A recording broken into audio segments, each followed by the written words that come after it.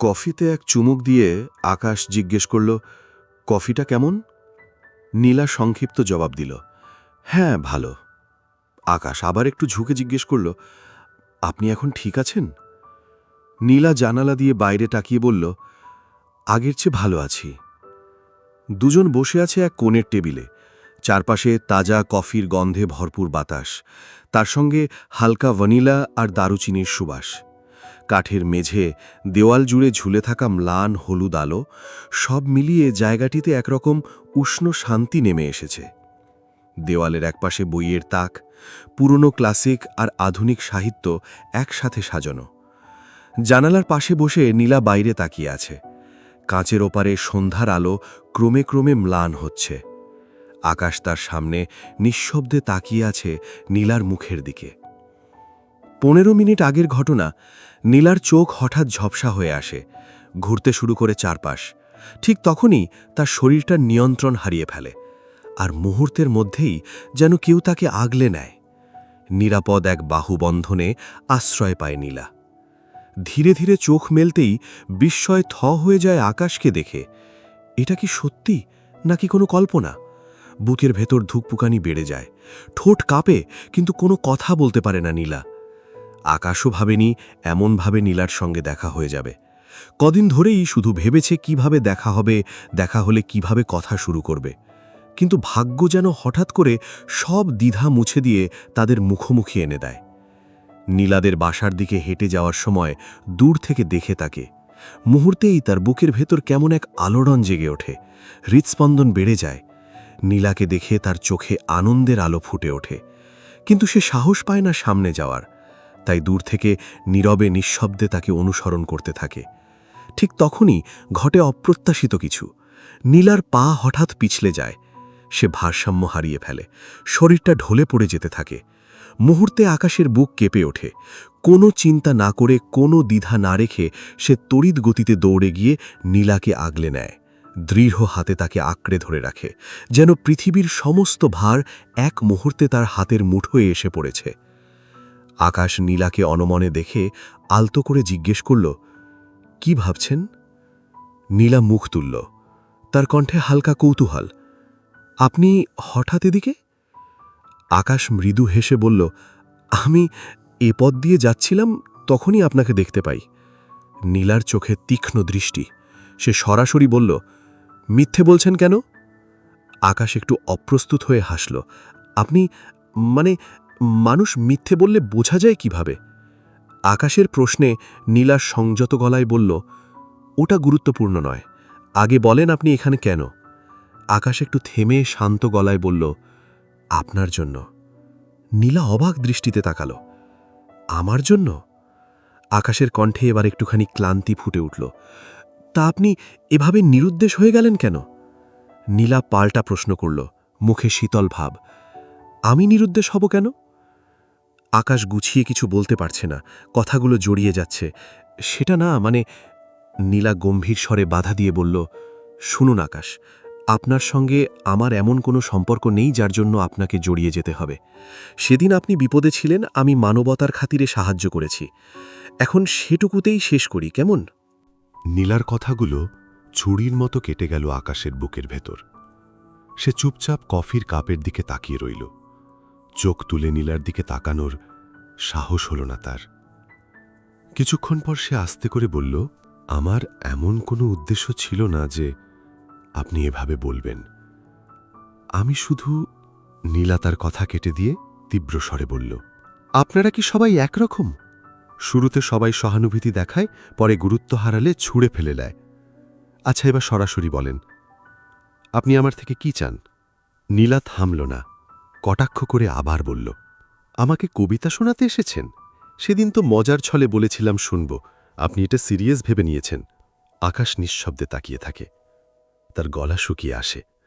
সে শুধু ফিসফিস করে বলল, আমি কি চাইব? নীলা কঠোর গলায় বলল, হ্যাঁ সেটাই তো বলছি, কিছুই চাওয়ার নেই। সুতরাং দয়া করে আমাকে আর অনুসরণ করবেন না, কোনোভাবেই যোগাযোগের চেষ্টা করবেন না, বুঝতে পেরেছেন? নীলার কণ্ঠে তীব্র দৃঢ়তা। বাইরে তখন ঠান্ডা রাত। আকাশ নিঃশব্দে মাথা নেড়ে বলল, আমি বুঝতে পেরেছি। নীলা হালকা একটা দীর্ঘশ্বাস ফেলে বলল, যাক, বুঝলে ভালো। আকাশ কফির কাপের দিকে তাকিয়ে আস্তে আস্তে জিজ্ঞেস করল, আমি কি এখন চলে যাব? কথাটার ভেতর জড়িয়েছিল একটা হারিয়ে যাওয়া কণ্ঠস্বর, এক ভাঙা স্বপ্নের প্রতিধ্বনি। নীলা কোনো উত্তর দিল না, শুধু চোখ ফিরিয়ে নিল। আর সেই নীরবতাতেই আকাশ বুঝে নিল এখানে তার থাকার কোনো অধিকার নেই। তবে আকাশের এই কথায় নীলা মনে মনে একটু থমকে গেল। মুখে কিছু না বললেও তার চোখের গভীরে ভেসে উঠল একরাশ দ্বিধা, যেন সে নিজের সঙ্গেই নিজে লড়ছে। মন বলছে আকাশকে থামাতে, আর হৃদয় বলছে চুপ থাকো, ও যেন নিজেই বুঝে চলে যায়। আসলে নীলা চায় না আকাশ এখনই চলে যাক। সে আরও কিছু সময় ওর পাশে থাকতে চায়, ওর মুখটা খুব কাছ থেকে দেখতে চায়। কিন্তু একই সঙ্গে সে ভয় পায় আবার যেন দুর্বল হয়ে না পড়ে। পৃথিবীর সবচেয়ে ভয়ঙ্কর জিনিস হল কারো প্রতি দুর্বল হয়ে যাওয়া। মানুষ যদি কোনো মানুষের অভ্যেস হয়ে যায়, তার অনুপস্থিতি তখন হয়ে ওঠে মৃত্যুর সমান। নীলা এই সত্যটা আগেই বুঝেছে, আগুনে পুড়ে শিখেছে। সে জানে এই যন্ত্রণার কোনো ওষুধ নেই, প্রতিটা মুহূর্ত তখন মৃত্যুর মতো মনে হয়। তবুও সাহস সঞ্চয় করে সে আরও একবার আকাশের মুখের দিকে তাকাল। অদ্ভুত, এই মানুষটার দিকে তাকালে কেন যেন ভেতরটা শান্ত হয়ে আসে। বুকের গভীরে জমে থাকা রাগ, অভিমান, কষ্ট সবকিছু ধীরে ধীরে গলে যায় এক অদ্ভুত উষ্ণতার মতো। আকাশ নিজের কষ্ট আড়াল করে শান্ত গলায় বলল, দয়া করে আপনি এতটা বিচলিত হবেন না, আবার অসুস্থ হয়ে পড়বেন। কথাটা বলে আকাশ চলে যাওয়ার প্রস্তুতি নেয়। কথা শেষ করে আকাশ ধীরে ধীরে উঠে দাঁড়াল। আকাশকে এভাবে যেতে দেখে নীলার বুকটা কেমন ভার হয়ে এলো। সে থেমে থেমে বলল, আপনি বসুন আকাশ, আমি দুঃখিত, একটু বেশি বলে ফেলেছি, আমাকে মাফ করবেন। আর আপনাকে ধন্যবাদ, আপনি হঠাৎ না এলে আমার যে কি হতো। আকাশ দাঁড়িয়ে থেকেই তড়িঘড়ি করে বলল, না না, কোনো সমস্যা নেই, আপনি একবার আমাকে বাঁচিয়েছিলেন, তার তুলনায় আমার এই সাহায্য কিছুই না। নীলা মাথা নিচু করে আমতা আমতা করতে লাগল। সে কোনো কথা খুঁজে পাচ্ছে না, সব কথা তার মাথার মধ্যে এলোমেলো হয়ে যাচ্ছে। সে কি করছে, কি বলছে, নিজেই বুঝে উঠতে পারছে না। তার কেবল মনে হতে লাগল সে গভীর সমুদ্রে ডুবে যাচ্ছে, সেখান থেকে সে আর উঠতে পারছে না। সে যা চায় না তার সঙ্গে বারবার তাই কেন হয়? নীলার মনে প্রশ্নটা বিঁধে রইল। সে অপরাধী মুখে আবার বলল, তবুও যে আমাকে এভাবে সাহায্য করেছে তাকে এমন করে বলা আমার ঠিক হয়নি। আসলে সে একটু থেমে আবারও অনুরোধ করল, আমি সত্যি দুঃখিত, প্লিজ আপনি বসুন। আকাশ একটু চুপ করে থাকল, তারপর ধীরে ধীরে চেয়ারে বসতে বসতে বলল, আমি কিছু মনে করিনি। আপনার জায়গায় থাকলে হয়তো আমি আরও খারাপ রিয়্যাক্ট করতাম। একদিনের পরিচয়ে আমার এভাবে চলে আসা ঠিক হয়নি, কিছু না ভেবেই চলে এসেছি। শুধু জানেন, আমার মন বারবার আপনার সঙ্গে দেখা করতে চাইছিল। কেন চাইছিল সেটা আমি নিজেও জানি না। আমি শুধু আমার মনের কথা শুনেছি, বোকার মতো চলে এসেছি। আমার আসা উচিত হয়নি, আমিও সরি। নীলা চারপাশে একটু চোখ বুলিয়ে মৃদু কণ্ঠে বলল, আপনি বসুন, মানুষজন দেখছে, সবাই কি ভাবছে কে জানে। আকাশ হালকা হেসে রসিকতা করে বলল, মানুষ ভাবছে আমরা ঝগড়া করছি। নীলা একটু হেসে ফেলল, হাসিটা এত নিখাত যে মুহূর্তে পরিবেশটা হালকা হয়ে গেল। আকাশ অপলক চোখে তাকিয়ে রইল। সে অন্যমনস্কভাবে বলে ফেলল, আপনার হাসিটা ভীষণ সুন্দর। নীলা একটু লজ্জা পেয়ে মুখ নামিয়ে বলল, আপনি বুঝি সবাইকে এভাবে প্রশংসা করেন? আকাশ হঠাৎ অপ্রস্তুত হয়ে গেল, তার কণ্ঠ কেঁপে উঠল, চোখে মিশে গেল একরাশ অস্বস্তি। সে আমতা আমতা করে বলল, না না, একদমই না। নীলার ঠোঁট থেকে হঠাৎ করেই অস্ফুটে বেরিয়ে গেল, আপনি এত ভালো কেন? আকাশ ঠিকমতো শুনতে না পেয়ে প্রশ্ন করল, সরি, আপনি কি বললেন? নীলা দ্রুত কথাটা ঘুরিয়ে দিয়ে বলল, আমার এখন মনে হচ্ছে আপনাকে বসে যেতে বলাটাই উচিত হয়েছিল। আকাশ মৃদু হাসিতে বলল, একদমই নয়, হয়তো আমিই একটু বেশি ভেবে ফেলেছি। নীলা কফির কাপটা দেখিয়ে বলল, আচ্ছা, এই বিষয়টা বাদ দিই, আমরা পরিবেশটা কেমন যেন গম্ভীর করে ফেলেছি। আকাশ সম্মত হয়ে বলল, হ্যাঁ ঠিক তাই। নীলা চোখ নামিয়ে তাগাদা দিল, কফিটা শেষ করেন, ঠান্ডা হয়ে যাচ্ছে। আকাশ মৃদুস্বরে বলল, আপনিও। দুজন আবারও চুপচাপ, বলার মতো কোনো কথা কেউই খুঁজে পাচ্ছে না, কিন্তু দুজনের মনে জমে আছে হাজারো অনুচ্চারিত কথা। আমরা যা বলতে চাই জীবনের অধিকাংশ সময়েই তা বলা হয় না, অনেক কিছুই থেকে যায় না বলা। আকাশের ভীষণ ইচ্ছে করছে নীলার চোখের দিকে তাকিয়ে থাকতে, কিন্তু সে পারছে না। সে চোখে বারবার তাকাচ্ছে, তবুও তার মন ভরছে না। এভাবে কি কাউকে দেখা যায়? পৃথিবীতে কাউকে মন ভরে দেখার ইচ্ছেটা ভয়ঙ্কর। যে ইচ্ছের কারণে মানুষ বেঁচে থেকেও মরে যায়, যে ইচ্ছে মানুষকে দুঃখ দেয়, যে দুঃখ অন্য 10টা দুঃখের চেয়ে তীব্র। আমাদের অসংখ্য ইচ্ছা অপূর্ণ থেকে গেলেও একটা সময় পর আমরা সেসব ভুলে যাই, কিন্তু কাউকে দেখার ইচ্ছে কখনো ভোলা যায় না, বরং সেটা ক্রমশ বাড়তে থাকে, বাড়তেই থাকে, বাড়তে বাড়তে এমন হয়ে যায় যেন তাকে না দেখার কষ্ট মৃত্যু যন্ত্রণার সমান। নিস্তব্ধতার আবরণে দুজনের কফি শেষ হয়ে যায়। নীলা এখন অনেকটা সুস্থ বোধ করছে, মুখে আগের সেই ক্লান্ত ভাবটা নেই। আকাশ খালি কাপের চারপাশে আনমনে আঙুল ঘুরিয়ে যাচ্ছে। অবশেষে নীলা বলল, আমাদের এখন ওঠা উচিত। আকাশ মাথা নেড়ে সাই দিল, হ্যাঁ, অনেকটা সময় হয়ে গেছে। দুজন ধীরে ধীরে কফি শপের দরজা পেরিয়ে বাইরে এলো। রাতের বাতাসে হালকা ঠান্ডা, ফুটপাত জুড়ে সড়কবাতির নরম আলো। তারা পাশাপাশি দাঁড়িয়ে, দুজনের মাঝে নীরবতাটা যেন অদ্ভুতভাবে অর্থপূর্ণ। আকাশ সাহস করে বলল, আপনার কোনো আপত্তি না থাকলে আপনাকে বাসা পর্যন্ত পৌঁছে দিই। নীলা হালকা হাসল, না, আমি যেতে পারব, কোনো সমস্যা হবে না। আকাশ মৃদু স্বরে বলল, আমি জানি, তবু যদি আবার অসুস্থ হয়ে পড়েন। নীলা শান্ত কণ্ঠে বলল, ধন্যবাদ এতটা ভাবার জন্য, তবে আমি যেতে পারব। আমার বাসা বেশি দূরে নয়, এই দিকেই। সে আঙুল তুলে দিক দেখাল। আকাশ কৌতূহল নিয়ে প্রশ্ন করল, আচ্ছা, কিন্তু আপনি তাহলে উল্টো দিকে যাচ্ছিলেন কেন? নীলা বলল, তার কণ্ঠে যেন হালকা প্রাণ ফিরে এসছে, নার্সারির দিকে যাচ্ছিলাম, ফুলের গাছের ভীষণ শখ আমার, কিন্তু বাসায় এসে দেখি আমার শিউলি গাছটা অযত্নে শুকিয়ে গেছে, তাই একটা শিউলির চারা কিনতে বের হয়েছিলাম। আকাশ জিজ্ঞেস করল, আজ কিনবেন না? নীলা উত্তর দিল, আজ আর ইচ্ছে নেই। আকাশ একটু থেমে বলল, আমি এ পথে আসার সময় একটা নার্সারি দেখেছি, এখান থেকে খুব দূরে নয়, সামান্য এইটুকুর জন্য নিজের ইচ্ছেটাকে অপূর্ণ রাখবেন? নীলা এক মুহূর্ত চুপ করে রইল, তার চোখে যেন হালকা ভাবনার ছায়া। সে ধীরে ধীরে বলল, আমাদের জীবন জুড়ে কত ইচ্ছেই তো অপূর্ণ থেকে যায়। আকাশ শান্তভাবে বলল, হ্যাঁ, ঠিক তাই, কিন্তু যে ইচ্ছেগুলো পূরণ করা যায় সেগুলো পূরণ করা উচিত, তাই না? নীলার মনে কথাগুলো গভীরভাবে নাড়া দিল। আকাশ ঠিকই বলছে, সব ইচ্ছে পূরণ হয় না, কিন্তু কিছু ইচ্ছে আমরা চাইলেই পূরণ করতে পারি। এমন সামান্য ইচ্ছেগুলোর মধ্যেই তো লুকিয়ে থাকে সুখ, শান্তি আর জীবনের রং। আমরা অনেক সময় বড় কিছুর পেছনে ছুটতে ছুটতে ভুলে যাই যে আসলে আনন্দ লুকিয়ে থাকে এই ছোট ছোট চাওয়ার মাঝে। নীলাকে অন্যমনস্ক দেখে আকাশ জানতে চাইল, কি ভাবছেন? নীলা মৃদু হেসে বলল, আপনার কথাটাই ভাবছি। আকাশ জানতে চাইল, কি ভাবলেন? নীলা বলল, ইচ্ছেটা পূরণ করা উচিত।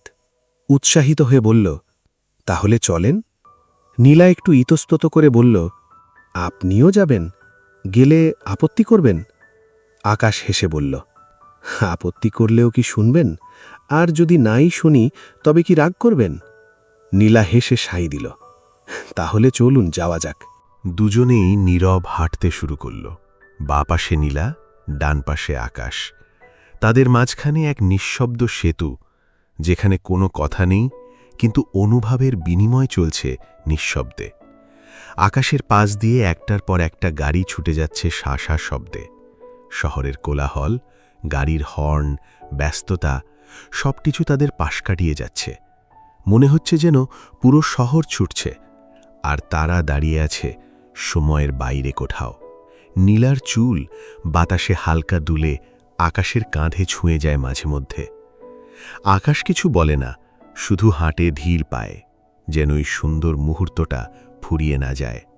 সে প্রতিটি গাড়ির গতির সঙ্গে নিজের ভাবনাকে সামলে রাখে, তার চোখের কোণে খেয়াল রাখছিল নীলার হাঁটার ছন্দ। নিস্তব্ধতা ভেঙে নীলা জিজ্ঞেস করল, আপনি এখন কেমন আছেন? হাতের অবস্থা কেমন? আকাশ মৃদু হেসে বলল, ঠিক আছি, তবে ভারী কিছু তুলতে পারি না এখনো। ডাক্তার বলেছে পুরোপুরি সেরে উঠতে কিছুটা সময় লাগবে।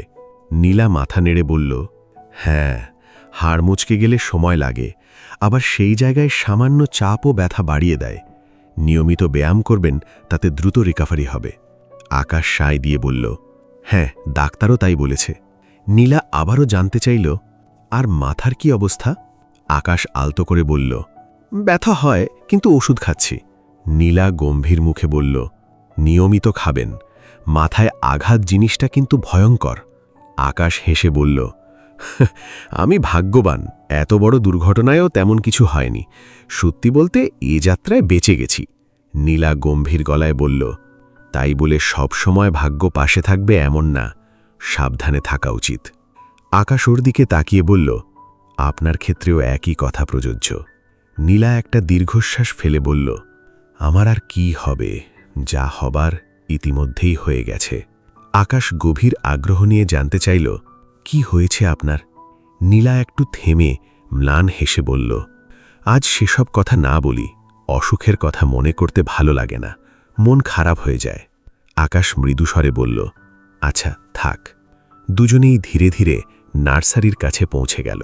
চারপাশে সবুজ ঘেরা পরিবেশ, গন্ধরাজ, রজনীগন্ধা, গোলাপ আর শিউলির গন্ধে ভরে আছে বাতাস। নীলা একটার পর একটা টবের দিকে তাকায়, আঙুল বুলিয়ে দেখে পাতার কোমলতা। আকাশ পাশে দাঁড়িয়ে হাসি মুখে তাকিয়ে থাকে। শেষমেশ আকাশই নীলাকে একটা শিউলির চারা দেখিয়ে বলে, এটা নিন, দেখতে বেশ সুন্দর, নিশ্চয়ই আপনার পছন্দ হবে। নীলা গাছটা হাতে তুলে নেয়, কিছুক্ষণ দেখার পর মাথা নাড়ে, হ্যাঁ, এটিই নেব। দাম ঠিক হওয়ার পর আকাশ দ্রুত পকেট থেকে টাকা বের করে দেয়। নীলা তাড়াতাড়ি বলে ওঠে, আরে না না, আমি দেব। আকাশ হেসে বলে, না না, আপনাকে দিতে হবে না, এটা আমার পক্ষ থেকে ছোট্ট একটা উপহার। নীলা একটু জিদ ধরে বলে, এটা হয় না। আকাশ পাল্টা প্রশ্ন করল, কেন হয় না? নীলা দায়সারাভাবে বলে, কেন হবে?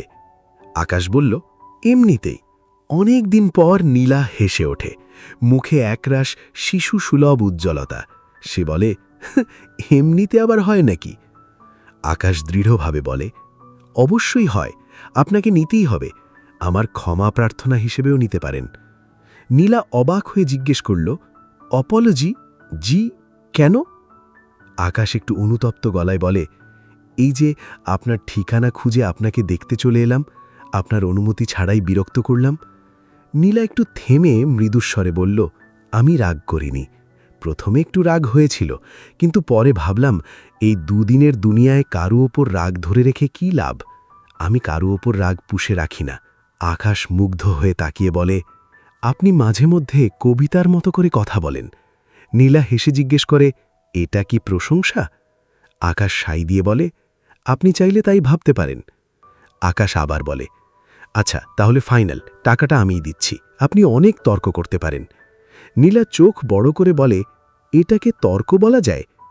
আকাশ বলে, তবে বলাই যায়। আকাশ হেসে গাছের টাকাটা দেয় বিক্রেতার হাতে। নীলা মাথা নাড়িয়ে মৃদুস্বরে বলে, আচ্ছা আকাশ সাহেব, আপনার উপহার আমি গ্রহণ করলাম। আকাশ শান্ত হাসিতে উত্তর দেয়, ধন্যবাদ। গাছ কিনে এবার নীলার বাসার দিকে রওনা হলো দুজন। নীলা যেতে বারণ করলেও আকাশ অবাধ্যের মতো তার বারণ শুনল না। একবার আকাশ বলেছিল রিকশা নেওয়ার কথা, নীলা সঙ্গে সঙ্গে না করে দেয়, না হেঁটেই যায়, রিকশায় গেলে সময়টা খুব তাড়াতাড়ি ফুরিয়ে যাবে ভেবেই সে বারণ করে দিল। তারা পাশাপাশি হাঁটছে, বাতাসে পাতার শব্দ, দূরে গাড়ির হর্ন আর নিঃশব্দে গলে যাওয়া এক বিকেল। কিছু দূর গিয়ে আকাশ বলে, একটা কথা জিজ্ঞেস করতে পারি? নীলা সম্মতি দেয়, হ্যাঁ বলুন। আকাশ জিজ্ঞেস করল, আপনি মাঝে মধ্যে আমাকে সাহেব বলেন কেন? মানে শুধু আকাশ বললেই তো হয়। নীলা মৃদু হেসে বলল, আপনাকে সম্মান করে বলি। কেন, আপনার ভালো লাগে না? আকাশ বলল, বিষয়টা তেমন না, তবে সাহেব শুনলে মনে হয় আমি বয়সে অনেক বড়। নীলা হেসে ফেলে, আর সেই হাসির শব্দটা আকাশের কানে বারবার প্রতিধ্বনিত হয়। কি মিষ্টি হাসি! নীলা বলে, আমি আসলে তেমনভাবে বলিনি।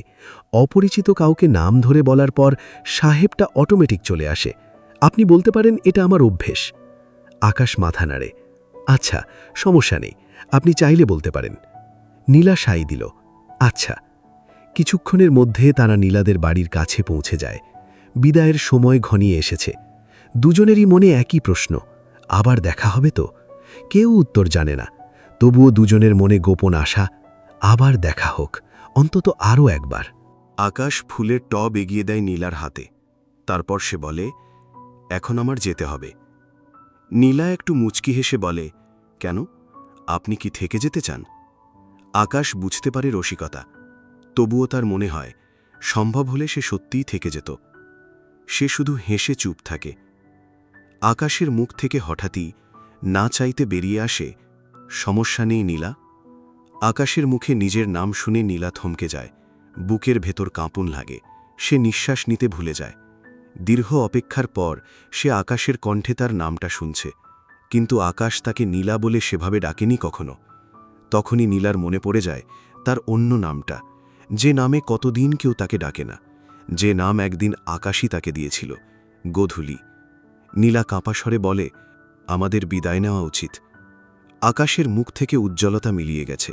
সে গম্ভীর হয়ে জিজ্ঞেস করল, একটা কথা জিজ্ঞেস করি? নীলা কিছুক্ষণ চুপ থেকে মাথা নাড়ে। হ্যাঁ, বলুন।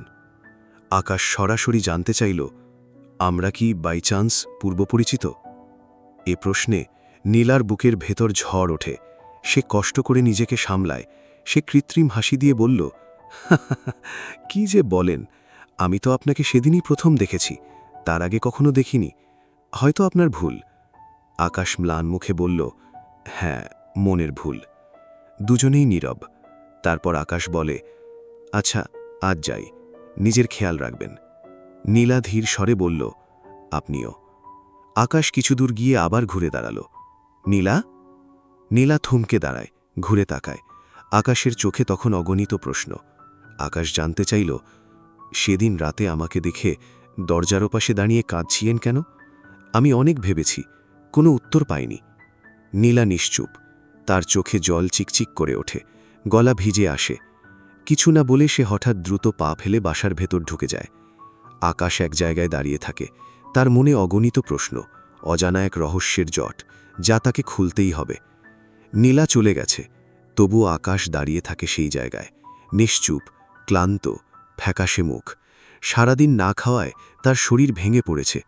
নীলার বুক কেঁপে ওঠে। তার ইচ্ছে করে জানালা খুলে চিৎকার করে বলতে, ফিরে যাও আকাশ, এভাবে দাঁড়িয়ে থেকো না, তোমার কষ্ট দেখলে আমারও যে বড্ড কষ্ট হয়। চারদিক ঘুটঘুটে অন্ধকারে ঢাকা। একটা তীব্র ঠান্ডা বাতাস হঠাৎ করে আকাশের শরীর ঘেঁষে ছুঁয়ে গেল। তার মনে হল যেন কোনো অদৃশ্য কিছু বুক চিরে পার হয়ে গেছে। দূরে কোথাও একটা কুকুর কাঁদছে। তার কণ্ঠে এমন করুণ সুর যা নিঃশব্দ আত্মাকে আরও ভারী করে তুলছে। আকাশ বসে আছে একা, নিশ্চুপ। কুকুরটার কান্না তার ভেতর তৈরি করেছে অদ্ভুত এক শূন্যতা, তাকে প্রশ্নে জর্জরিত করে তুলেছে। সে ভাবল, পশুরাও কি মানুষের মতো কষ্ট পায়, নাকি তাদের কষ্ট মানুষের চেয়েও গভীর? মানুষ সময়ের সঙ্গে সঙ্গে কষ্ট ভুলে যায়, কিন্তু ওরা কি পারে? নাকি তারা ভুলতে পারে না, শুধু কথা বলতে না পারায় বোঝাতে পারে না তাদের দুঃখ? সে সব ভাবতে চায় না, তবু ভাবনাগুলো একের পর এক ফিরে আসে। তার মনের ভেতর জমে থাকা প্রশ্নগুলো পাথরের মতো ভারী হয়ে উঠেছে। প্রতিটি নিঃশ্বাসে আকাশ বুঝতে পারে সে কিছু একটা হারিয়েছে, কিন্তু কি সেটা তার জানা নেই। শুভ মনে হয় জীবনের কোনো এক গুরুত্বপূর্ণ মোড়ে এসে সে আটকে গেছে, যেখান থেকে আর ফেরা সম্ভব নয়। একটা নাম, একটা মুখ, কিছু অনুভূতি ক্রমশ ঝাপসা হয়ে যাচ্ছে। সে জানে সে কিছু ভুলে গেছে, কিন্তু কি সেটা সে মনে করতে পারে না। গত 6 মাস ধরে সে নিরন্তর চেষ্টা করেছে নিজেকে খুঁজে পেতে, নিজের প্রশ্নের উত্তর খুঁজে পেতে, কিন্তু প্রতিবারই সে হেরে গেছে। নিজের অক্ষমতা, নিজের বিস্মৃতির দেওয়ালে বারবার ধাক্কা খেয়ে ফিরে এসেছে। তার ভেতরে জমে গেছে হতাশা, নিজের ওপর রাগ আর এক অদ্ভুত অসহায়ত্ব। সব মিলিয়ে এক অসহনীয় ক্লান্তি এসে চেপে বসেছে তার মন ও শরীরের ওপর। দুঃখগুলো বড়ই অদ্ভুত। তারা ঠিক তখনই কাছে আসে যখন আমরা তাদের এড়িয়ে চলতে চাই। যত দূরে পালাতে চাই ততটাই দুঃখ আমাদের কাছে ছায়ার মতো লেগে থাকে। তবু আমরা পালাতে থাকি, জীবনভর পালাতে থাকি নিজের কষ্ট আর অতীত স্মৃতি থেকে। মনে করি পালালে বাঁচা যাবে, কিন্তু দুঃখ কি এত সহজে পিছু হটে? না, বরং তখনই সে আরও জোরে আঁকড়ে ধরে। তার হিমশীতল স্পর্শ বুকের গভীরতায় ঢুকে যায়, যেখানে আশার ছোট্ট আলোও থাকে না। সবচেয়ে অদ্ভুত ব্যাপার হলো, আমরা মন প্রাণ দিয়ে যা চাই সেটি কখনো হয় না, যেন কুয়াশায় মোড়ানো কোনো গোলক ধাঁধা। যতই এগিয়ে যাওয়া যায় ততই আরও ঘোলাটে হয়ে ওঠে। শেষ পর্যন্ত আর খুঁজে পাওয়া যায় না। আকাশ নিজের অবস্থান মনে করতে পারছে না। চারপাশ ঘুটঘুটে অন্ধকার। সে উঠে দাঁড়ায়, চারপাশ ঘুরে দেখে। সমানভাবে অসংখ্য গাছ সারি সারি দাঁড়িয়ে আছে। আশেপাশে মানুষের কোনো চিহ্ন নেই। মনে ভয় এসে জড়ো হয়। সে কোথায় এখন? হাঁটার গতি বাড়লেও পথ শেষ হচ্ছে না। আলো নেই, অগণিত গাছের সারি শেষই হচ্ছে না। কুকুরের ডাক ক্রমশ বৃদ্ধি পাচ্ছে। একবার সে ডাকটা অনুসরণ করার চিন্তা করে, কিন্তু ভয়ে তা তৎক্ষণাৎ বাদ দেয়। সে দৌড়াতে থাকে, গতি বাড়ায়। একসময় শরীর ক্লান্ত হয়ে আসে, তবু কোনো গন্তব্যের দেখা নেই। আকাশের মনে প্রশ্ন জাগে, আমি কি হারিয়ে গেছি? পথ খুঁজে পাব কি করে? হঠাৎ সে অনুভব করে তার পা শূন্যে ভাসছে। দ্রুত নিচে নামছে সে। আশেপাশে তাকাতে চেষ্টা করে। গাছের শিকড়? সে কি কোনো গর্তে পড়ে গেছে? অন্ধকারে নিশ্চিত হওয়া যায় না, তবু তার মনে হয় সে নিচে পড়ে যাচ্ছে। আজ এখানেই কি আমার মৃত্যু হবে? এমন ভেবে সে বাঁচার জন্য আপ্রাণ চেষ্টা করে। কোনো এক গাছের শিকড় আঁকড়ে ধরে ঝুলে থাকে। নিচে সে পড়তে চায় না, কিন্তু শিকড় ধরা মাত্রই যেন কোটি কোটি শিকড় আকাশের দিকে ছুটে আসে। ছেড়ে দেবে নাকি? ছেড়ে দিলে তো নিচেই পড়ে যাবে, কিন্তু ধরেও রাখতে পারছে না। শিকড়গুলো ক্রমশ তাকে আঁকড়ে ধরে, সমস্ত শরীর বেঁচিয়ে ফেলে। নড়াচড়া অসম্ভব, নিঃশ্বাস নেওয়াও কষ্টসাধ্য হয়ে ওঠে। চোখের সামনে শুধু অন্ধকার, নিকষ অন্ধকার।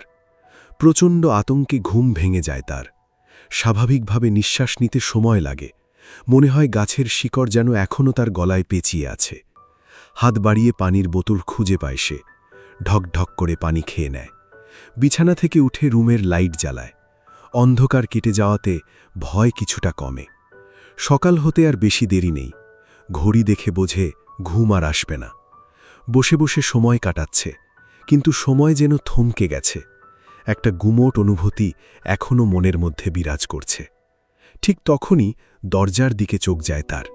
সে দেখে দরজায় আবির দাঁড়িয়ে আছে। আকাশ চমকে ওঠে। এত সকালে আবির তার রুমের সামনে কি করছে? আবিরের চেহারায় ভয় আর অস্থিরতা, মুখে ঘাম, চোখে দিশাহারা ভাব। আকাশ তাড়াহুড়ো করে জিজ্ঞেস করল, কিরে, কি হয়েছে? কোনো সমস্যা নাকি?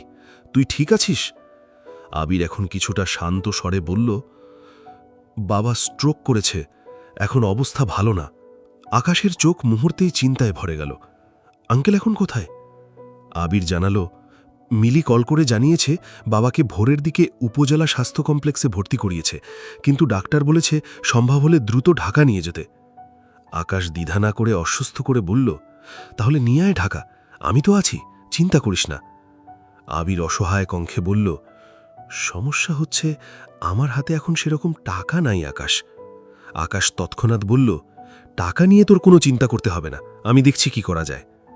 আবির নীরব হয়ে গেল। তার কণ্ঠ আটকে যাচ্ছে, মাথা ঠিকঠাক কাজ করছে না। আকাশ একটু গলা নামিয়ে ধমকের সুরে বলল, এত কি ভাবছিস? এখন ভাবার সময় এটা না, যা করার দরকার এখনই কর। আবির নিঃশব্দে বলল, আরেকটা সমস্যা আছে। আকাশ তাগাদা দিল, কি? আবির বলল, মিলি বলল হাসপাতালের অ্যাম্বুলেন্সে অক্সিজেন ঠিকঠাক কাজ করছে না। আকাশ বিন্দুমাত্র দেরি না করে বলল, আমি দেখছি কিছু করা যায় কিনা। তুই একটা কাজ কর, মিলিকে বল আঙ্কেলকে যেন দেখে রাখে। তারপর সে দ্রুত ফোন বের করে একের পর এক নম্বরে কল দিতে শুরু করল। কয়েক মিনিটের মধ্যেই এক বেসরকারি অ্যাম্বুলেন্স সার্ভিসের সঙ্গে কথা হয়ে গেল। আকাশ স্বস্তির নিঃশ্বাস ফেলে বলল, আবির, একটা ব্যবস্থা হয়ে গেছে। আবির অবাক হয়ে জিজ্ঞেস করল, তুই এত তাড়াতাড়ি করে ফেললি? আকাশ রহস্য ভাঙল, আমি না মামাকে কল দিয়েছিলাম, মামাই ব্যবস্থা করে দিয়েছে। আবির গদগদ কণ্ঠে বলল, ধন্যবাদ ভাই। আকাশ বিরক্ত সুরে বলল, ধুর বোকা, আমাকে ধন্যবাদ দিস না, তুই আমার ভাইয়ের মতো, আমি পাশে না থাকলে কে থাকবে বল? আবির নিচু সরে বলল, তবুও আজকাল নিজের মানুষও এতটা করে না যতটা তুই করছিস। আকাশ দৃঢ় কণ্ঠে তাকে থামিয়ে দিয়ে বলল, তোর বাবা মানে আমারও বাবা, তোকে এত কথা বলতে হবে না, আঙ্কেলের সঙ্গে কে আসবে?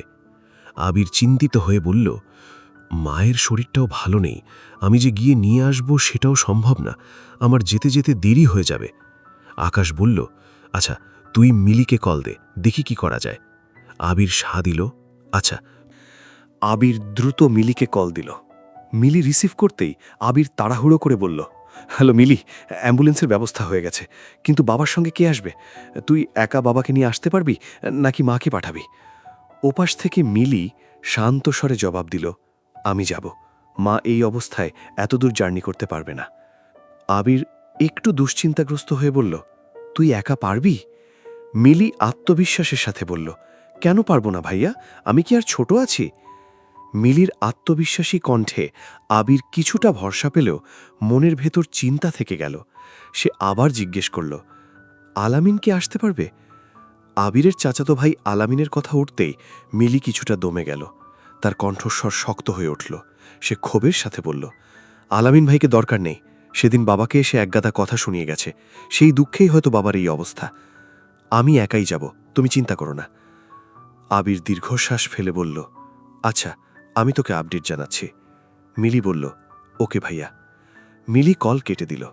কল শেষ করে আবির মুখ ফিরিয়ে আকাশকে বলল, বাবার সঙ্গে মিলিই আসবে। আকাশ মাথা নেড়ে বলল, আচ্ছা, আমি অ্যাম্বুলেন্সের ড্রাইভারকে সব বুঝিয়ে দিয়েছি, সে দ্রুত পৌঁছে যাবে হাসপাতালে। তুই মিলির ফোন নম্বরটা আমাকে দে, আমি ড্রাইভারকে বলে দেখছি যেন হাসপাতালে পৌঁছে কল করে। আবির বলল, আচ্ছা, পাঠাচ্ছি। আকাশ তাগাদা দিয়ে বলল, আর তুই দ্রুত রেডি হয়ে নে, আমরাও বের হব। আবির আবেগপ্লুত হয়ে বলল, আকাশ, তুই না থাকলে আজ আমি সত্যিই ভেঙে পড়তাম। আকাশ দৃঢ় কণ্ঠে তাকে সান্ত্বনা দিল, ভেঙে পড়ার সময় নয় আবির, এখন আমাদের শক্ত থাকতে হবে, আঙ্কেলের জন্য, মিলির জন্য, তোর মায়ের জন্য, সব ঠিক হয়ে যাবে ইনশাল্লাহ। আবির মাথা নেড়ে সম্মতি জানালো। সে আকাশকে জিজ্ঞেস করল, ঢাকা পৌঁছতে কেমন সময় লাগবে? আকাশ হিসাব কষে বলল, 5 থেকে 6 ঘন্টা তো লাগবেই। তাহলে চিন্তা নেই, আমরা এদিকে সব প্রস্তুতি নিয়ে রাখব। এখন শুধু চাই বাবা যেন ভালোভাবে ঢাকা পৌঁছায়। আবির দীর্ঘশ্বাস ফেলে বলল, চিন্তা করিস না, আঙ্কেলের কিচ্ছু হবে না, দেখবি ঠিক সুস্থ হয়ে উঠবেন। আকাশের কথায় বুক বেঁধে আবির প্রার্থনা করল, তাই যেন হয়, আল্লাহ যেন এবার মুখ তুলে তাকান। বুকের ভেতর ভারী একটা চাপা ব্যথা জমে রইল তার। দুজনে দ্রুত ঘর থেকে বের হয়ে হাসপাতালের দিকে রওনা হলো। রাস্তায় যেতে যেতে আকাশ কাছের একটা এটিএম বুথে থকে যতটা সম্ভব টাকা তুলে আবিরের হাতে দিল। আবির টাকাটা হাতে নিয়ে চুপ করে থাকল কিছুক্ষণ। তার চোখে এক রাশ দ্বিধা। সে ধীরে ধীরে বলল, টাকাটা নিতে খারাপ লাগছে, কিন্তু এখন তো আর কোনো উপায় নেই। আকাশ পরম মমতায় বন্ধুর কাঁধে হাত রেখে বলল, এখন সময় হিসাবের নয়, সময় জীবনের। আঙ্কেলের চিকিৎসা জরুরি, টাকা পয়সা আজ আছে কাল থাকবে না, এত ভাবতে হবে না, যদি আরও লাগে আমি ব্যবস্থা করে ফেলব, টাকা নিয়ে অন্তত তোর চিন্তা করতে হবে না। তবুও আবির কিছু বলতে চাইলে আকাশ তাকে থামিয়ে দিয়ে বলল, আর কোনো কথা বলিস না। দুজনে সোজা ঢাকা মেডিকেলের পথে রওনা দিল। হাসপাতালে পৌঁছে আকাশ ফোন বের করে পরিচিত এক সিনিয়র ডাক্তারের সঙ্গে যোগাযোগ করল। স্যার, একজন স্ট্রোকের পেশেন্ট আসছে, অবস্থা বেশ ক্রিটিক্যাল, আপনি একটু দেখবেন? ওপাশ থেকে ডাক্তার আশ্বাস দিলেন, ঠিক আছে, আমি ওয়ার্ডে খবর দিয়ে রাখছি। আবির ও আকাশ তখন হাসপাতালের সব আনুষ্ঠানিকতা সামলাতে ব্যস্ত হয়ে গেল। ভর্তির ফাইল, বেড সব ব্যবস্থা করে তারা অবশেষে হাসপাতালের সামনে এক কাপ চা হাতে বসল। আবিরের মনে হচ্ছিল সময় থেমে গেছে। তার মুখে ভয় আর উৎকণ্ঠা স্পষ্ট। আকাশ নিঃশব্দে তাকে সাহস দিচ্ছিল, কখনো কথায়, কখনো শুধু উপস্থিতিতেই। প্রায় 7 ঘন্টা পর অ্যাম্বুলেন্স ঢাকায় এসে হাসপাতালের সামনে থামল। আবির ছুটে গিয়ে দরজা খুলল। সে মিলির দিকে তাকিয়ে আকুল হয়ে জিজ্ঞেস করল, মিলি, বাবার কি অবস্থা? মিলির কণ্ঠ কাঁপছে, চোখে জল। সে রুদ্ধশ্বাসে বলল, অবস্থা ভালো না ভাইয়া, খুব খারাপ। এক মুহূর্ত দেরি না করে তারা ইমাম হোসেনকে হাসপাতালের ভেতরে নিয়ে গেল। ডাক্তারদের একটা টিম ছুটে এলো। রোগীকে অক্সিজেন দিয়ে দ্রুত আইসিইউতে নেওয়া হলো। আবির কিছুই করতে পারল না, শুধু নিঃশব্দে তাকিয়ে রইল। আকাশ পাশে দাঁড়িয়ে সান্ত্বনা দিয়ে বলল, সব ঠিক হয়ে যাবে ইনশাল্লাহ। এখন তুই ভেঙে পড়িস না। তুই শক্ত না থাকলে মিলি আর আন্টি কিভাবে টিকবে? আবির কোনো উত্তর দিল না। তার ঠোঁট শুকনো, চোখে একরাশ শূন্যতা। মনের ভেতর শুধু একটাই প্রার্থনা ঘুরপাক খাচ্ছে, আল্লাহ, বাবাকে বাঁচিয়ে দিও। হাসপাতালের করিডোরে এখন শুধু উদ্বেগ আর অপেক্ষা। আইসিইউ এর লাল বাতি জ্বলছে, যেন সময়টা থেমে আছে। আবির আর আকাশ বাইরে বসে, পাশে শুধু ওষুধের ব্যাগ, রিপোর্টের ফাইল আর কিছু বোতলজাত পানি। সময়মতো ডাক্তার এসে রিপোর্ট চাইছেন, ওষুধ চাইছেন আর সই নিচ্ছেন। আবির চুপচাপ, ঘুম নেই, ক্ষুধে নেই, শুধু দেওয়ালের দিকে তাকিয়ে থেকে মনে মনে বাবার স্মৃতি স্মরণ করছে। সকাল থেকে সে এখনো কিছু খায়নি। আকাশ কয়েকবার বললেও সে খেতে চায়নি। খিদে নেই বলে বারবার কথা এড়িয়ে গেছে। আবির হঠাৎ কেঁপে উঠে বলল, আকাশ, আমি ভীষণ ভয় পাচ্ছি। বাবা যদি যদি আকাশ তাকে থামিয়ে দিয়ে দৃঢ়কণ্ঠে বলল, কিছু হবে না, সাহস রাখ। ঘণ্টাখানেক পর এক জুনিয়র ডাক্তার এসে বললেন, রোগী এখন স্টেবল, তবে এখনই পুরোপুরি নিশ্চিত হওয়া যাবে না, আমরা ওনাকে পর্যবেক্ষণে রাখছি। আবির একটা দীর্ঘ নিঃশ্বাস ছাড়ে। সে আশার আলো দেখে জিজ্ঞেস করল, স্টেবল মানে এখনই কিছু হবে না, তাই তো? ডাক্তার মাথা নাড়লেন, হ্যাঁ, আপাতত না, তবে ৭২ ঘণ্টা খুবই গুরুত্বপূর্ণ। রাত হয়ে আসে, হাসপাতালের আলো নিস্তেজ, করিডোরে কম লোক। আকাশ আবিরকে একটা চেয়ারে হেলান দিয়ে বসায়, তার মাথার নিচে একটা ব্যাগ রেখে দেয় বালিশের মতো করে। আবির চোখ বন্ধ করে, কিন্তু ঘুম আসে না। এখানে আসার পর মিলি একটা কথাও বলেনি, সেজন্য একদম চুপ হয়ে গেছে। মিলির জন্য আকাশ খাবার নিয়ে এলেও আবিরের মতো সেও মুখে কিছু দেয়নি, পানি ছাড়া। তার মনে তীব্র উদ্বেগ আর ভয়। বাবা মা ছাড়া তাদের কেউ নেই। আত্মীয় বলতে এক চাচা, কিন্তু সেও ভালো মানুষ না। দাদার সম্পত্তির লোভে আগে অনেকবার তাদের সঙ্গে ঝামেলা করেছে। বাবা না থাকলে সে যে কি করবে, সে চিন্তা আপাতত মিলি করছে না। তবু একটা অজানা ভয় বারবার তার মনে উকি দিয়ে যায়। তবুও সে ভেঙে পড়ে না। রাত কাটে না, ঘুমও কারোর চোখে আসে না। সকালের অপেক্ষায় বসে আছে ৩-৩টে মানুষ। সবাই মনে মনে প্রার্থনা করছে, সকালে যেন ভালো খবর আসে, তাদের বাবা যেন এই যাত্রায় বেঁচে যান। সকাল 10টার দিকে এক নার্স এসে জানালো, ডাক্তার ভিজিটে আসছেন, আপনাদের সঙ্গে কথা বলবেন। আবির আর আকাশ দুজনে দৌড়ে যায়। ডাক্তার আইসিইউ থেকে বের হয়ে এসে বললেন, ভালো খবর আছে, আমরা প্রায় ২৪ ঘণ্টা পার করেছি। রোগীর অবস্থা আগের চেয়ে অনেকটা উন্নতি হয়েছে। যদি এমনই থাকে, বিকেলের দিকে কেবিনে স্থানান্তর করা যাবে। তবে প্রথম ৭২ ঘণ্টা খুবই গুরুত্বপূর্ণ। এই সময়টা সাবধানে থাকতে হবে। আবিরের মুখে হাসি ফুটে উঠল, চোখের কোণ ভিজে গেল আনন্দে। সে ফিসফিস করে বলল, আলহামদুলিল্লাহ। আকাশ পাশে দাঁড়িয়ে হেসে বলল, দেখলি, আমি বলেছিলাম ভরসা রাখ, সব ঠিক হয়ে যাবে। মিলির মনের মেঘটাও কেটে যায়, তার মুখেও হাসি। সে তার মাকে কল দিয়ে জানায়, মা, বাবা এখন ভালো আছে, তুমি আর চিন্তা করো না। আবির আকাশের দিকে তাকিয়ে নরম কণ্ঠে বলল, তুই না থাকলে পুরো সময়টা আমার কাছে দুঃস্বপ্ন হয়ে যেত আকাশ। তুই না থাকলে আমি জানি না কি করতাম। আকাশ মৃদু হেসে তার কাঁধে হাত রাখল, বন্ধু মানেই তো পাশে থাকা, তুইও থাকবি যখন আমার প্রয়োজন হবে। ৭ দিন কেটে গেছে। ইমাম হোসেন এখন অনেকটাই সুস্থ। গতকালই তাকে হাসপাতাল থেকে রিলিজ দেওয়া হয়েছে। এখন ইমনের বাসায় বিশ্রামে আছেন। মিলি ২ দিন আগেই গ্রামে ফিরেছে। মিলিকে বাসে উঠিয়ে দিয়ে আবির বলেছিল, বাবাকে নিয়ে চিন্তা করিস না মিলি, আমি আছি। বাবা একদম ভালো হয়ে গেলে আমি নিজেই নিয়ে আসব। ইমাম হোসেনের শরীর অনেকটা সেরে উঠলেও ডান হাতটা এখনও দুর্বল। হাতটা আছে, তবুও যেন নিজের মতো চলছে না। ডাক্তার আশ্বস্ত করেছেন, চিন্তার কিছু নেই। নিয়মিত ব্যায়াম আর ফিজিওথেরাপি করালে মাসখানেকের মধ্যেই অবস্থার উন্নতি হবে। স্ট্রোকের পর প্রথম ২ দিন ইমাম হোসেনের মুখ একপাশ বেঁকে গিয়েছিল। কথা বললে শব্দগুলো জড়িয়ে আসত ঠোঁটের কোণে। সে যেন এক নতুন মানুষ, নিজেকে চিনতে পারত না। এই কয়েকদিনে আবিরও যেন এক নতুন মানুষ হয়ে উঠেছে।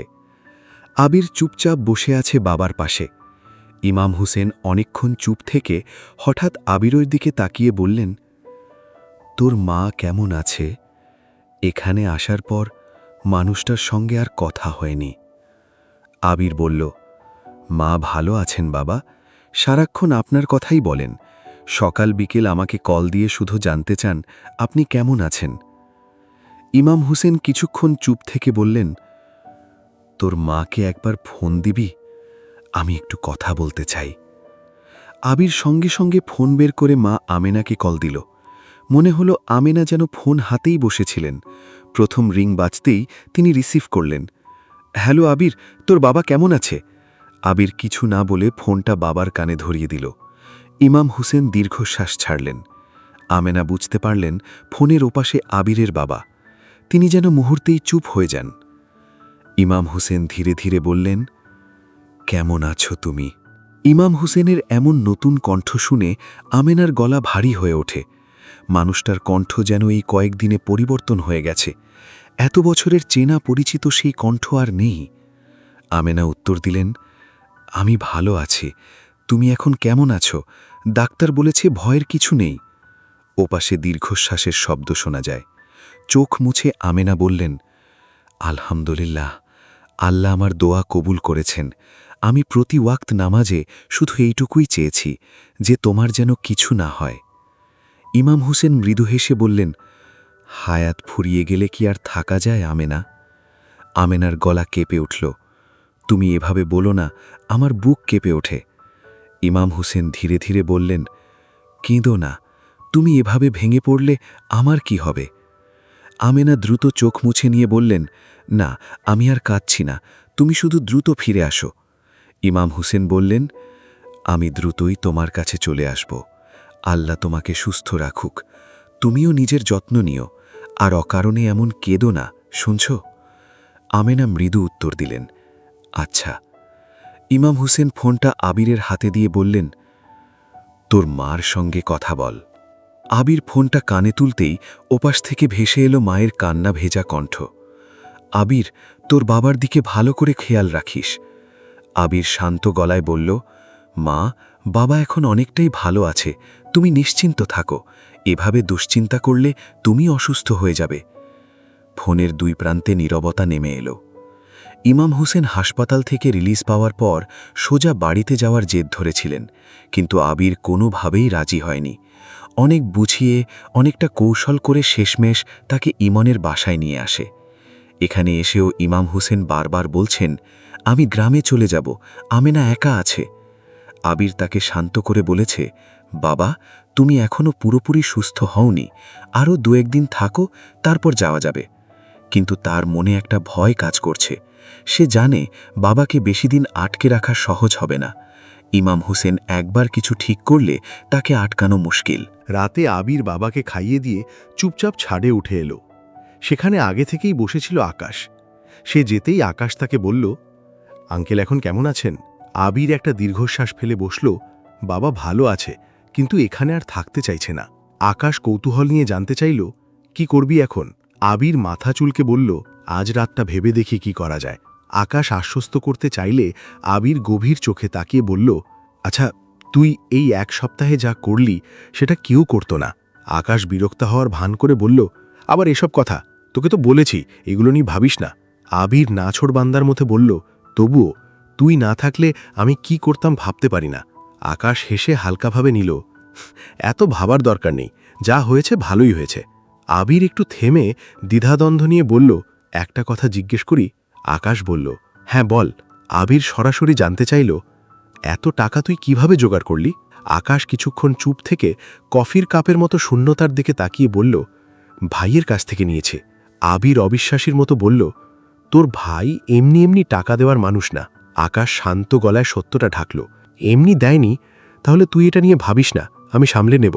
আবির চোখ নামিয়ে অপরাধী সুরে বলল, তোর বললে হবে না, আমি ভাববই। আমি চাকরিটা পেয়ে গেলে সব টাকা তোকে ফিরিয়ে দেব। আকাশ মুচকি হেসে হালকা খুনসুটি করল, তোর আবার মার খেতে চাস নাকি? আবিরও হেসে সায় দিল, তুই চাইলে মারিস, কিন্তু আমি কথা রেখে ছাড়ব। আকাশ হেসে বলল, আচ্ছা, যখন তোর চাকরি হবে আর যখন ফেরত দিবি তখন দেখা যাবে। আবির বলল, আচ্ছা। বাতাসে হালকা কুয়াশার গন্ধ আর ঠান্ডা ছড়িয়ে আছে চারপাশে। রাতের শহর যেন গভীর ঘুমে তলিয়ে গেছে। দূরের কোনো রাস্তা থেকে ভেসে আসা রিকশার হর্ন আর মাঝে মধ্যে কুকুরের ডাকে সেই নীরবতা খানিকটা ভাঙে, আবার মিলিয়ে যায় নিস্তব্ধতার ভেতর।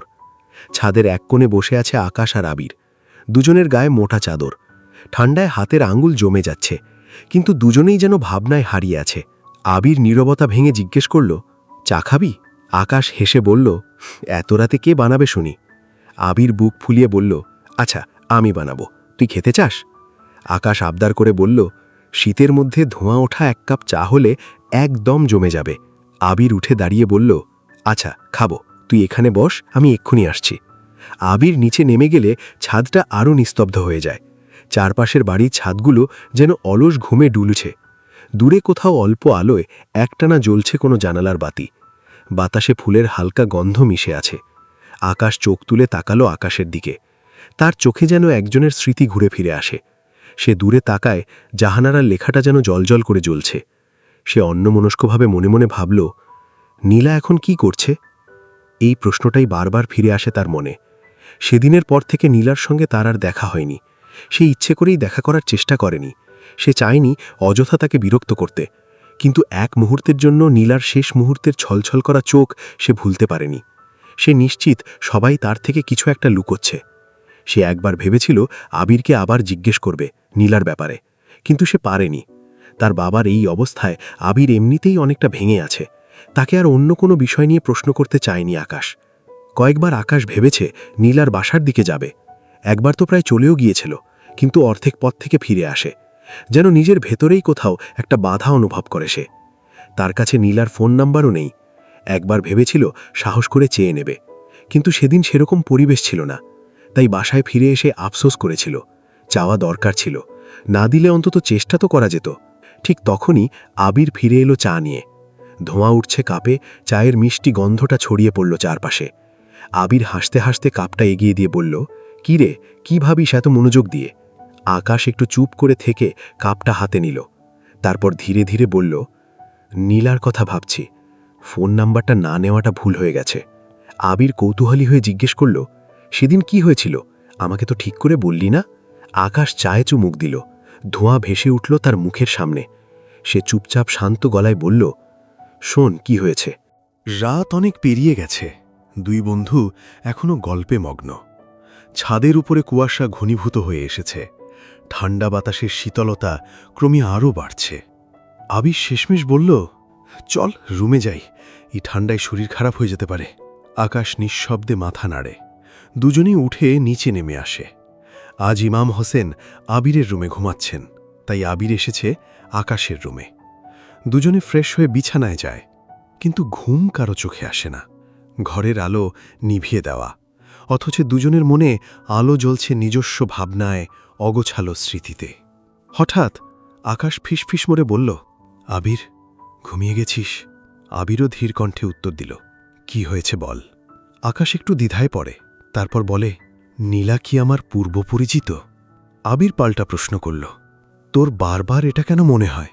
আকাশ কিছুক্ষণ চুপ থেকে বলল, আমি জানি না, কিন্তু আমার মন বারবার বলে নীলাকে আমি আগে থেকেই চিনি।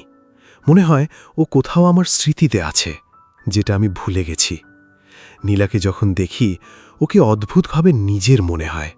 ওর চোখ, নাক, মুখ, চুল, হাসির ধরন সবকিছুই আমার চেনা লাগে, যেন আমি ওকে যুগ যুগ ধরে চিনি। আবির অন্ধকারে তাকিয়ে থাকে আকাশের আবঝা মুখটির দিকে। তারপর হালকা হাসি দিয়ে জিজ্ঞেস করল, তোর কি নীলার প্রেমে পড়ে গেছিস? আকাশ চুপ করে যায়। প্রশ্নটা যেন তার ভেতর এক বিশাল ঢেউ তোলে। সে নিজেই ভাবতে শুরু করে, সে কি সত্যি নীলার প্রেমে পড়েছে? কেন সে নীলাকে নিয়ে এত ভাবে? কেন ওর হাসি, ওর কণ্ঠ, ওর চোখ তাকে এভাবে টানে? দুদিনের পরিচয়ে কি কাউকে এত গভীরভাবে ভালোবাসা যায়? নাকি সে আগে থেকেই নীলাকে ভালোবাসত? এই ভাবনার অতলে হারিয়ে যায় আকাশ। আবিরের ডাকে আকাশ হঠাৎ চমকে ওঠে। সে জবাব দিল, আবির গম্ভীর হয়ে বলল, তোকে একটা কথা বলি? আকাশ বলল, হ্যাঁ বল। আবির সতর্ক করে দিয়ে বলল, তোর কিন্তু ভুল করিস না। আকাশ অবাক হয়ে জিজ্ঞেস করল, কি ভুল? আবির সরাসরি বলল, নীলাকে ভালোবেসে ফেলিস না। আকাশ হতবম্ব হয়ে গেল। কেন? আবিরের কণ্ঠ ভারী হয়ে যায়। সে করুণ সুরে বলল, নীলার হাতে বেশি সময় নেই। তুই ওর মায়ায় পড়ে গেলে শেষ পর্যন্ত তুই বড্ড কষ্ট পাবি। আকাশ কাঁপা কাঁপা কণ্ঠে জিজ্ঞেস করল, সময় নেই বলতে কি বোঝাচ্ছিস? তুই কিছু জানিস? আবির পাল্টা প্রশ্ন করল, তুই জানিস না? আকাশের গলা পুরো কেঁপে উঠল। কি জানবো বল আমাকে। আবির একটা গভীর নিঃশ্বাস নিয়ে বলল, নীলা তোকে বলেনি ওর রোগের কথা? নীলার ব্রেন টিউমার, আর সেটাও লাস্ট স্টেজ। কথাটা শুনে মুহূর্তেই আকাশ সম্পূর্ণ নিস্তব্ধ হয়ে যায়। তার গলা শুকিয়ে আসে, ভারী হয়ে পড়ে চোখের পাতা। সে বজ্রাহতের মতো ফিসফিস করে বলল, কি বলিস এসব? তুই তুই এত কিছু জানলি কিভাবে? আবির একটু থামল, অন্ধকারে চোখ ফিরিয়ে নিয়ে ধরা গলায় বলল, আমি হাসপাতালের নার্সের কাছ থেকে শুনেছি। সে কারণেই নীলা হাসপাতালে ভর্তি ছিল। ঘরে তখন এক অদ্ভুত নীরবতা নেমে আসে। দুজনের কেউই আর কথা বলে না। আকাশের বুকের ভেতর কেবল ঘুরপাক খায় নীলার হাসিমাখা মুখটা, যে মুখে এখন মৃত্যুর ছায়া ঘুরছে। আবির কিছুক্ষণ চুপ থেকে হঠাৎ বলে উঠল, আকাশ, তুই এমন কোনো ভুল করিস না যাতে তুই কষ্ট পাস। কারো মায়ার ভেতরে ঢুকে গেলে সেখান থেকে বের হতে পারবি না। আমি তোকে ভালো করে চিনি, আর তুই কি আমাকে দেখছিস না? কত চেষ্টা করেও মারিয়াকে ভুলতে পারছি না। আমি চাই না তুইও আমার মতো করে কষ্ট পাস। তার কথার পর অনেকক্ষণ নীরবতা নেমে আসে। আকাশ কোনো জবাব দেয় না। সে ধীরে অন্যদিকে ফিরে শুয়ে থাকে। তার চোখ ভিজে উঠেছে, ঠোঁট কাঁপছে, বুকের ভেতর একটা অদ্ভুত চাপা যন্ত্রণা। সে কাঁদছে। আকাশ নিজেই অবাক হয়, সে কেন কাঁদছে? তাহলে কি আবিরের কথাই ঠিক? সে কি নীলার মায়ায় পড়ে গেছে? নীরবতা দীর্ঘ হয়। রুমের বাতাস ভারী হয়ে ওঠে। ঘড়ির টিকটিক শব্দটা যেন আরও স্পষ্ট শোনা যায়। কিছুক্ষণ পর আকাশই প্রথম কথা বলে, নীলাকে দেখে তো আমার তেমন কিছু মনে হয়নি। আবির হালকা গলায় বলে, এখন মোটামুটি সুস্থ আছে। শুনেছি প্রতি মাসে থেরাপি নিতে হয়। আকাশ জানতে চাইল, অপারেশন করা সম্ভব না? আবির দীর্ঘশ্বাস ফেলে বলল, সম্ভব, কিন্তু ঝুঁকি অনেক। ডাক্তার বলেছে অপারেশন সফল হবার সম্ভাবনা অনেক কম। সেজন্য নীলার বাসায় কেউই সিদ্ধান্ত নেয়নি। আকাশ একটু চুপ থেকে হঠাৎ তীক্ষ্ণ স্বরে বলল, তুই এত খবর জানিস কিভাবে? নীলাকে তুই আগে থেকেই চিনিস। আমাকে সত্যি করে বল প্লিজ। আকাশের মনে গভীর সন্দেহ। সে ধারণা করছে এখানে নিশ্চয়ই বড় কোনো ঘটনা লুকোনো আছে, কিন্তু তাকে কেউ বলছে না। আবির স্তব্ধ হয়ে যায়। সে কখনো ভাবেনি নীলার সঙ্গে আকাশের আবার দেখা হবে। সবকিছুই যেন ভাগ্যের খেলা। কতবার ভেবেছে সে আকাশকে সব খুলে বলবে, কিন্তু প্রতিবারই থেমে গেছে। সে জানে সত্যিটা বললে আকাশের ভেতরে আরও ঝড় উঠবে, আর সেই ঝড় সামলানোর মতো শক্তি হয়তো তার এখন নেই। সে চায় না আবারও আকাশ এসবের মধ্য দিয়ে যাক, কিন্তু সে বুঝতে পারছে আকাশ ক্রমশ নীলার দিকে ছুটে যাচ্ছে। ভাগ্য কি লিখে রেখেছে আবিরের জানা নেই। আকাশ আবার তাগাদা দিল, চুপ করে আছিস কেন? আবির প্রসঙ্গ এড়িয়ে গিয়ে বলল, ঘুম পাচ্ছে, এখন ঘুমা, এত ভাবিস না। আকাশ দমে না গিয়ে বলল, তুই কথা ঘোরাচ্ছিস কেন? আবির উত্তর দেয় না, চোখ বন্ধ করে শুয়ে থাকে, যেন ঘুমিয়ে পড়েছে। আকাশ পাশে ফিরে তাকায় তার দিকে। আবিরের চোখ বন্ধ, মুখে শান্ত অভিব্যক্তি। হঠাৎ আকাশ তাকে কাতুকুতু দেয়। আবির আচমকা নড়ে উঠে বলল, কি করছিস? সুরসুরি লাগছে, রাখ। আকাশ হেসে ওঠে, কিন্তু গলায় চাপা জেদ নিয়ে। তোকে আজ বলতেই হবে তুই কি লুকাচ্ছিস। আবির কম্বলটা টেনে নিয়ে বলল, কি লুকাবো আমি? সেটা তুই জানিস। আজ ঘুমা, পাগলামি করিস না। তুই নীলাকে নিয়ে শুধু শুধু অতিরিক্ত ভাবছিস। আকাশ প্রতিবাদ করে বলল, আমি অতিরিক্ত ভাবছি না। আবির সোজা হয়ে শুয়ে বলল, সেটা তোকে দেখেই বোঝা যাচ্ছে, মজনু হয়ে গেছিস তুই। আকাশ আবার ধরল, কিন্তু তুই আবারও কথা ঘোরাচ্ছিস। আবির হালকা নিঃশ্বাস ফেলে বলল, আমি কথা ঘোরাচ্ছি না আকাশ, আমি শুধু চাই তুই আবার স্বাভাবিক জীবনে ফিরিস। আচ্ছা ধর, তুই নীলাকে আগে থেকেই চিনিস বা জানিস, তাতে কি আসে যায়? নীলা তোকে কখনো বলেছে সে তোকে চেনে বা জানে? আকাশ চুপ করে থাকে। আবিরের কণ্ঠ এবার একটু কঠিন হয়ে ওঠে। সেদিন নীলার সঙ্গে দেখা করতে গেলি, দেখলি না ও কেমন ব্যবহার করল? তুই বুঝতে পারছিস না নীলাও চায় না তোর সঙ্গে আবার যোগাযোগ হোক। তারপরেও তুই সবসময় নীলা নীলা করিস। কেন করিস আকাশ? কি এমন আছে নীলার মধ্যে যে তোর বারবার ওর কথাই মনে পড়ে? শেষ কথাগুলো বলার সময় আবিরের কণ্ঠে একরকম কঠোরতা এলো। আকাশ ছাদের বা অন্ধকারের দিকে তাকিয়ে মায়াবী আচ্ছন্ন গলায় বলতে লাগল, নীলার চোখ যেন শান্ত কোনো হ্রদের জলের মতো, নির্বিকার অথচ গভীর। সেই চোখে এক ধরনের নিঃশব্দ আকর্ষণ আছে যা বারবার ওর দিকে টেনে নেয় আমাকে। ওর হাসি মেঘলা দিনে হঠাৎ রোদ ওঠার মতো সুন্দর, মিষ্টি আর উষ্ণ। আশেপাশে এক অদ্ভুত প্রশান্তি ছড়িয়ে দেয়। আর যখন হালকা হাওয়ায় চুল উড়ে এসে মুখ ঢেকে দেয়, তখনও চুলগুলো ধীরে কানে গুজে যায়। সেই মুহূর্তে মনে হয় ও যেন কোনো কবিতার মূর্ত রূপ, এতটা স্নিগ্ধ, এতটা মায়াময় যে চোখ ফিরিয়ে নেওয়া যায় না। আকাশ একটু থেমে গভীর নিঃশ্বাস নেয়, তারপর আবার বলতে শুরু করে, আমি বারবার চেষ্টা করেছি ওগো ভুলে যেতে, কিন্তু পারিনি। প্রথম দেখার মুহূর্তটা আমার মনে গেঁথে গেছে স্থায়ীভাবে। সেদিন যখন আমার অ্যাক্সিডেন্ট হয়েছিল, চারপাশটা হঠাৎ করে অস্পষ্ট হয়ে গিয়েছিল, কিন্তু যতটুকু দেখতে পেয়েছিলাম তার ভেতর সবচেয়ে স্পষ্ট ছিল নীলার মুখটা। ওর চোখে ছিল উদ্বিগ্নতা, কাঁপতে থাকা চোখ দুটোতে একটা তীব্র ভয়, একটা অস্থিরতা ছিল, যেন পৃথিবীর সব ব্যথা একসাথে ওর চোখে জমা আছে। ওর দু চোখে জল টলমল করছিল, আমাকে শক্ত করে ধরে বসেছিল, হাত কাঁপছিল তবু ছাড়েনি, বারবার চিৎকার করছিল, কেউ আছেন, ওনাকে হাসপাতালে নিয়ে যেতে সাহায্য করেন প্লিজ। আমার আধঘেনে শুধু সেই মুখটাই চোখের সামনে ভেসে উঠেছিল, অচেনা অথচ অচেনা নয়। মনে হচ্ছিল আমি ওকে চিনি, স্বপ্নে, কল্পনায়, কোনো অজানা স্মৃতিতে হয়তো ওই সেই মানুষ যাকে আমি খুঁজে ফিরছি। অন্য কাউকে দেখে এমন মনে হয়নি, কিন্তু নীলার ক্ষেত্রে কেন জানে সবকিছু আলাদা। আকাশ একটু চুপ করে থেকে বলল, আমার এসব প্রশ্নের উত্তর জানা নেই আবির, তবে একটা কথা বলতে পারি, নীলা সামনে বসে থাকলে ওকে দেখলে আমার সব ক্লান্তি মুছে যায়, মনটা শান্ত হয়ে আসে, সব দুশ্চিন্তা, অস্থিরতা উধাও হয়ে যায়। এখন চাইলেও ওর কথা ভাবা বন্ধ করতে পারি না। মনে হয় নীলা আমার জীবনের কোথাও না কোথাও মিশে আছে। আমার এই অনুভূতির নাম কি বলতো? প্রেম, ভালোবাসা, নাকি শুধুই মায়া? আবির চুপ করে থাকে কিছুক্ষণ, তারপর নরম কণ্ঠে বলল, এই অনুভূতিটা আমি জানি আকাশ, ঠিক যেমনটা তুই অনুভব করছিস আমিও তেমনটা অনুভব করেছি মারিয়ার জন্যে। আমি জানি না সামনে কি হবে, কিন্তু একটা কথা জানি, তোর মন এখন যা চায় তুই সেটা কর। দুদিনের এই দুনিয়ায় এত ভেবে লাভ নেই। চোখ বন্ধ করলে যেখানে সব শেষ, সেখানে নিজের আবেগ চেপে রেখে কষ্ট পাওয়ার কোনো মানে হয় না। আমরা বোকা, বড্ড বোকা, তাই হয়তো এমন করে ভালোবেসে ফেলি। আকাশ মৃদু হেসে বলল, ঠিক বলেছিস, এখন থেকে মন যেটা চাইবে সেটাই করার চেষ্টা করব। আবির হাই তুলে বলল, এবার অন্তত ঘুমা, আমার সত্যি ঘুম পাচ্ছে। আকাশ কম্বল টেনে বলল, আচ্ছা ঘুমা তুই, আমি আর বিরক্ত করছি না।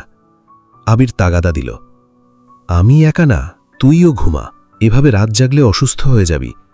আকাশ হেসেই বলল, আমার গার্জিয়ান হতে হবে না তোকে, ঘুমা তুই। আবির শেষবারের মতো বিড়বিড় করল, তোর কবে আমার কথা শুনিস? আচ্ছা ঘুমালাম, শুভরাত্রি। আকাশ ফিসফিস করে বলল, শুভরাত্রি।